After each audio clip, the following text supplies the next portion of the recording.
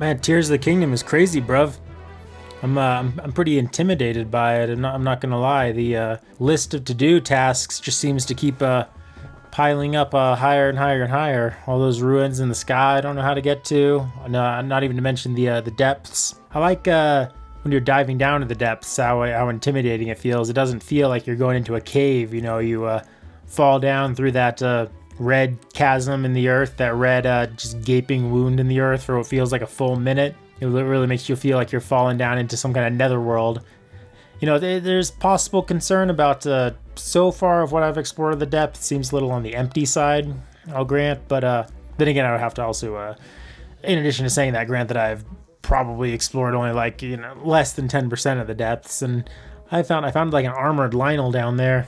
It killed me pretty good. I've only found one Lionel on the surface near the Zora domain. It was like one of the white zebra type ones. Also killed me. But yeah, like the game, it's feels more like a mystery kind of than Breath of the Wild did.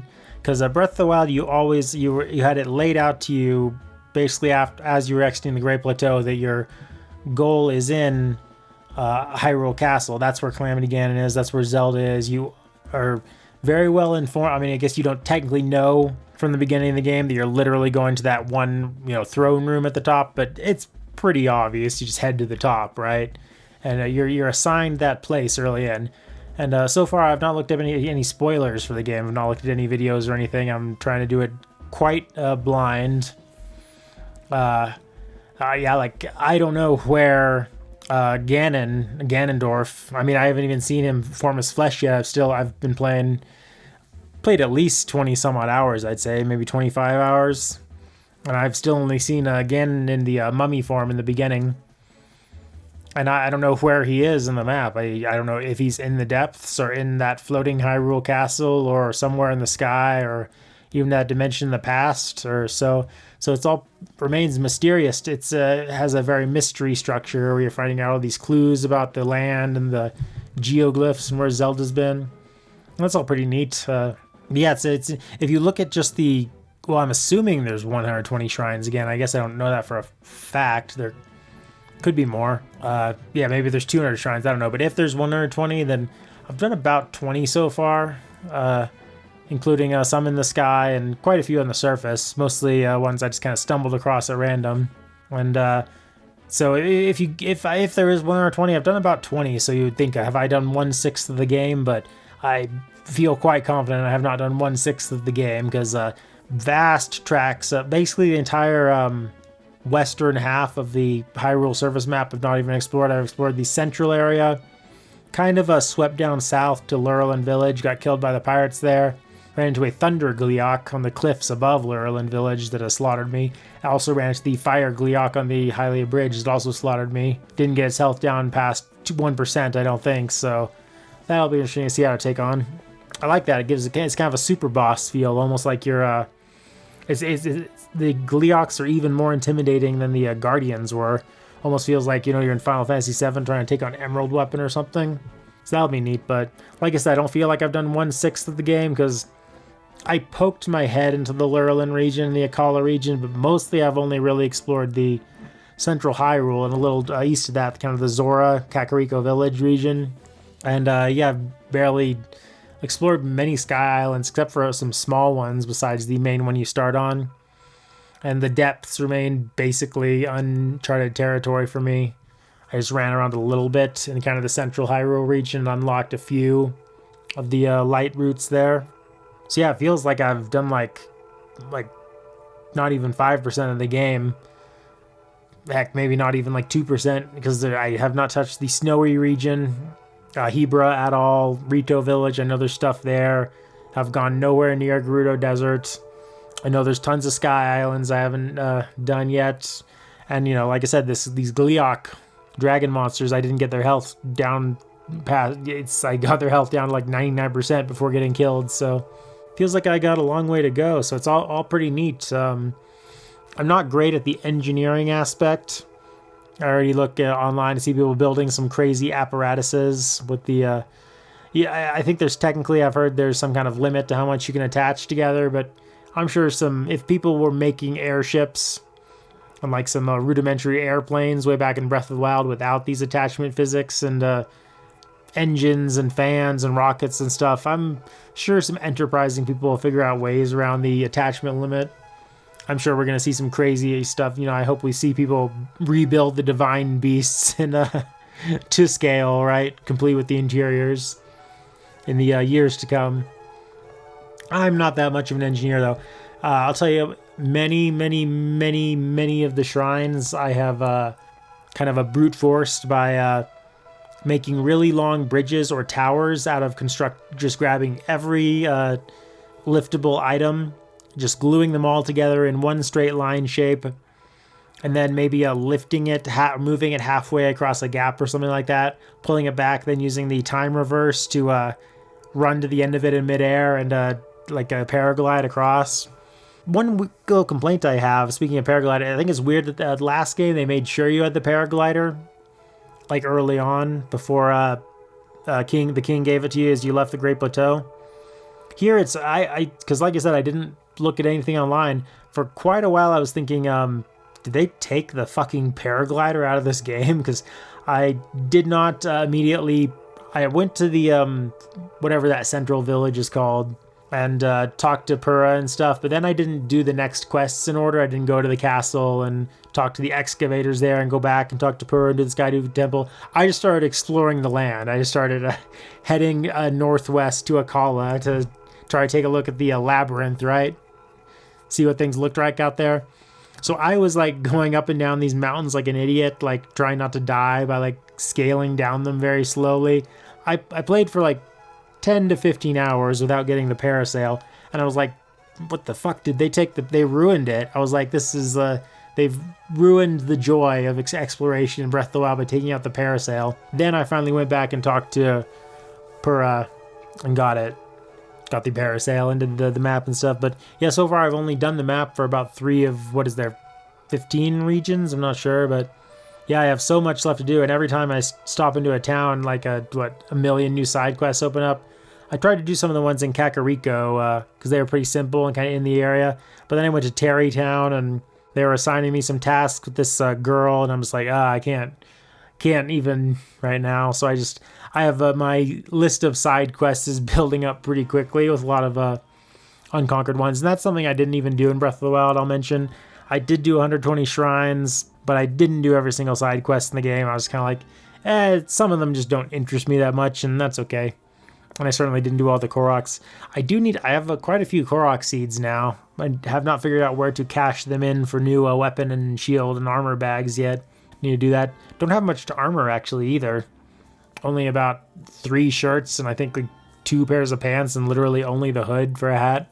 But yeah, it's all pretty lit right now. I'm definitely enjoying just enjoying getting back in the because I've tried some other open world games since then, including some very popular ones like Elden Ring and Zero Dawn, and I played Ghost of Tsushima a little bit, but I didn't explore it as much as I would like to. But ultimately I kept my brain just always wanted to go back to Breath of the Wild, primarily because of the climbing and gliding mechanics. I just like that you can walk into most walls in the game and you'll just automatically start climbing them. And that way, even though I'm not a huge open world aficionado, not an expert in the genre, I like that. There's one Immortals Phoenix Rising, which ripped off all of Breath of the Wild's mechanics almost exactly. Unlike Elden Ring and Horizon and Ghost of Tsushima, I actually did beat Immortals, probably just because it ripped off the climbing and gliding mechanics.